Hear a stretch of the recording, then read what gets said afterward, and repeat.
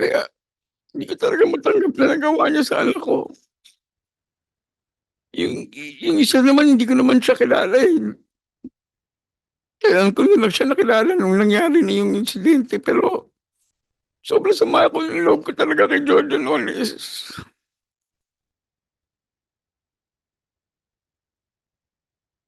Kung makita niyo lang po yung anak ko talaga. Kung gaano niya kinuwento sa akin.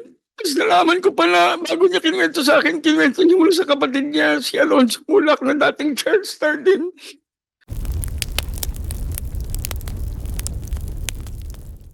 So there was no. What about Mr. Sandro Mulak?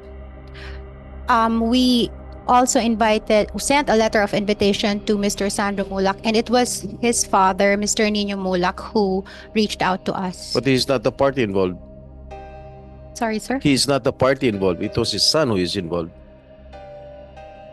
Same motion, Mr. Chair. Good morning, Honorable Committee. I am Attorney Sharina Quintanilla Raz. I am representing Sandro Mulak. We actually have a letter of regret explaining his absence for today. It is known naman na Sandro has just undergone something that has inflicted emotional and psychological trauma.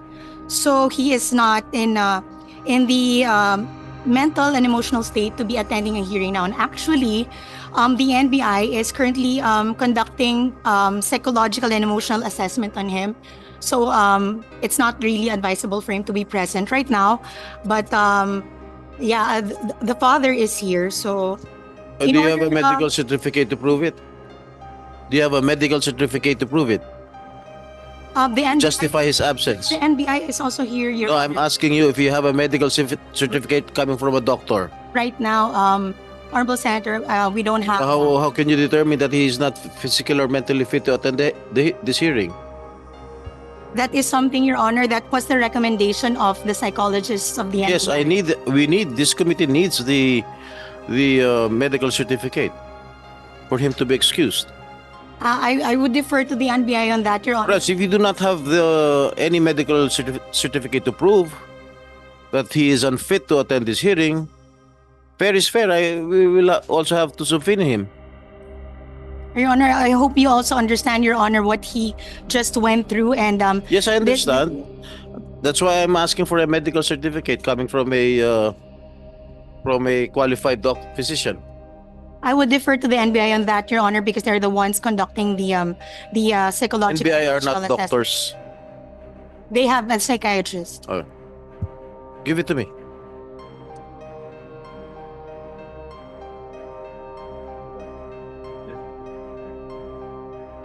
Attorney Marie Catherine Nolasco Villegas. Pwede pong ayos lang po yung mga pangalan. Hindi ko po masyado makita. Baka hindi ko po kayo makilala ng tama. Paumanhin po.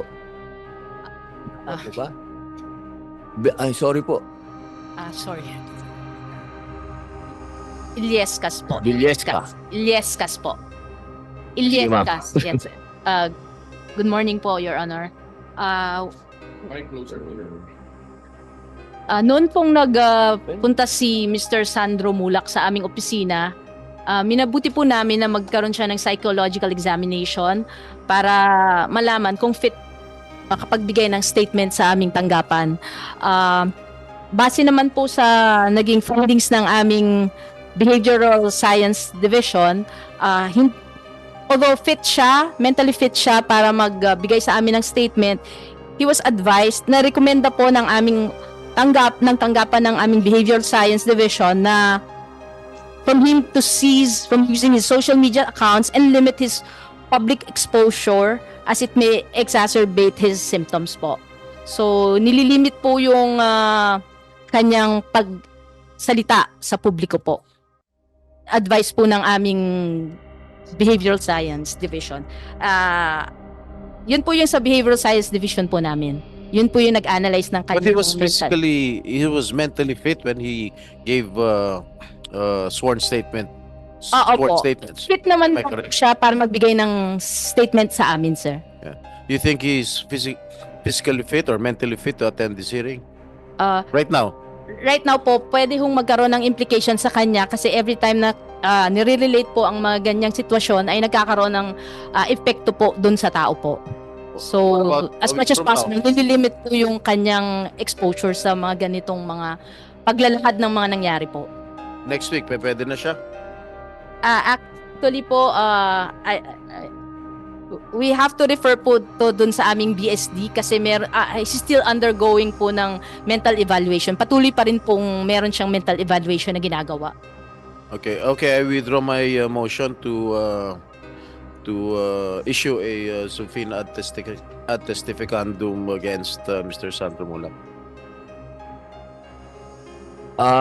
Meron po tayong pag-withdraw, so wala na po yon. Maging kalmado na po kayo at pati si pare kong ninyo. Namumutla ka na tol, gusto mong tubig. Pare ko, kasama mo ang alam mo namang artista din kami. At medyo gusto ko, pare okay ka ba na umattend ngayon? Gusto mong pa blood pressure o hindi, sa edad natin, pare, talagang kailangan na natin ginagawa yun. Okay ka, pare? Okay.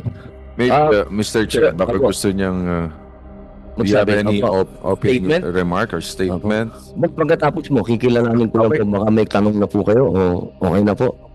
Mr. Chair, meron bang opening statement si Mr. At Nino ninyo? Mulak? Oo. You have a Pare opening ko, may statement? gusto ka ba sabihin?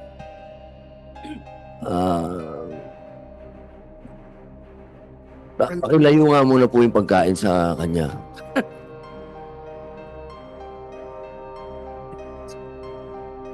Salamat, Sen. Pinatawa mo ako.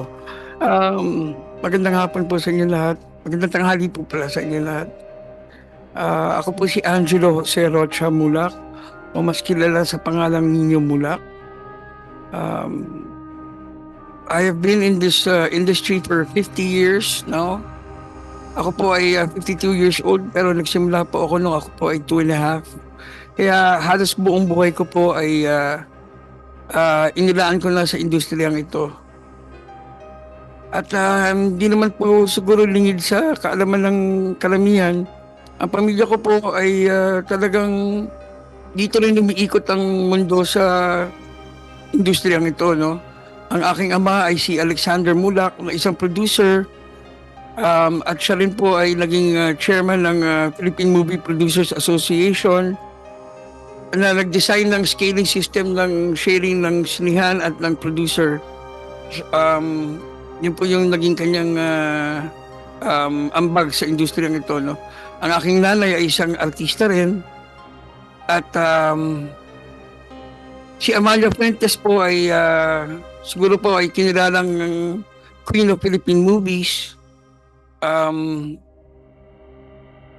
So, si Aga Mulak, si Arlene Mulak, Almira Mulak, si Alonzo Mulak, si Atasha, si Andres.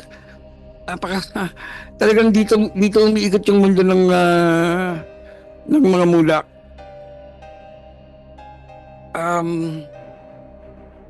Bilang ama, I may not have been a good husband, you know. I may not have tried my best to be a good husband, but I can proudly say that I did my best, or I did my best to be a good father sa abot ng aking makakaya.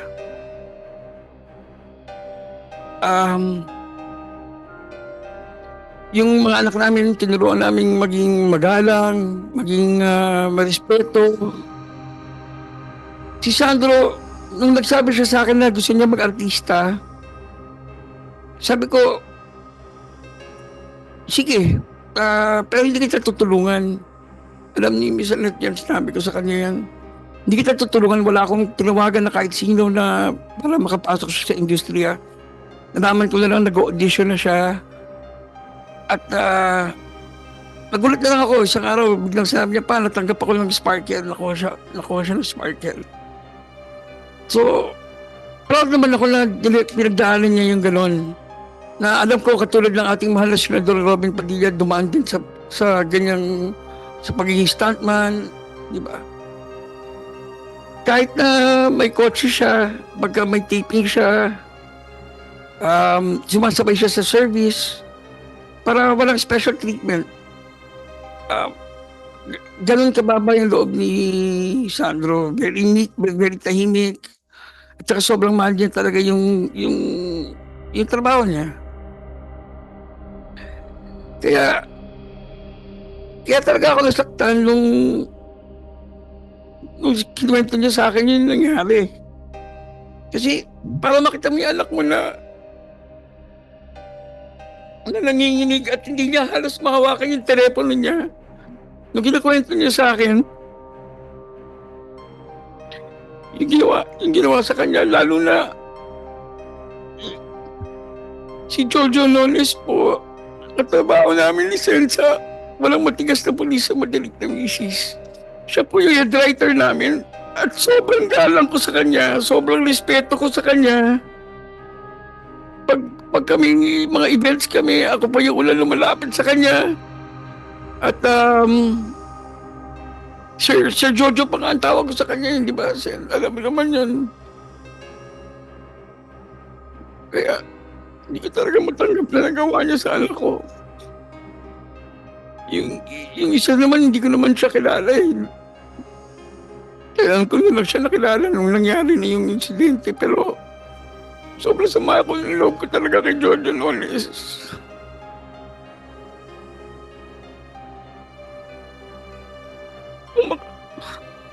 Makita niyo lang po yung anak ko talaga.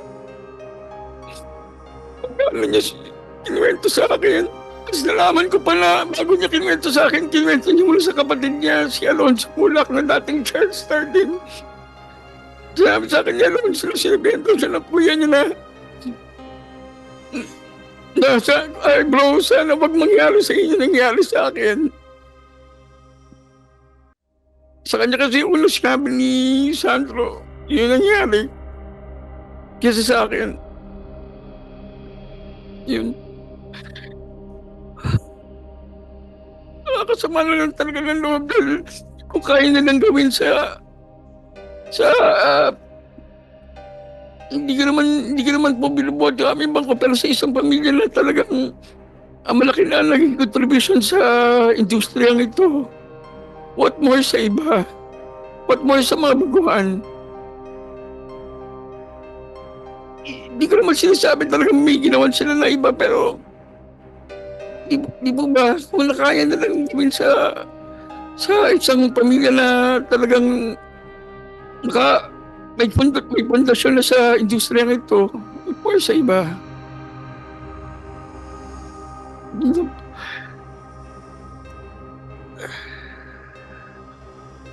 Kasi ngayon, binabaliktad pa nila yung sitwasyon. Hindi ko sinasabing GMA.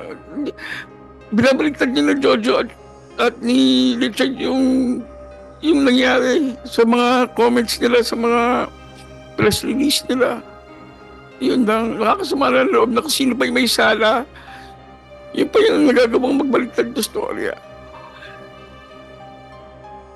Kahit sino naman sigurong ama or magulang, ganito rin ang mararamdaman para kay Sandro. Ngayon po, right now, he's undergoing counseling. Di po na banggit ng NBI, pero nandun po si Sandro ngayon sa NBI, sa Behavioral Science. Right now, he's undergoing counseling. Yun na po. Maraming salamat po sa lahat ng sumusuporta at nagpakita ng concern kay Sandro. At maraming salamat din sa ating mga mahal na senador na nagbigay ng oras para mag-attend din sa hearing na to. At sa lahat ng mga concern, salamat po. Yun na po.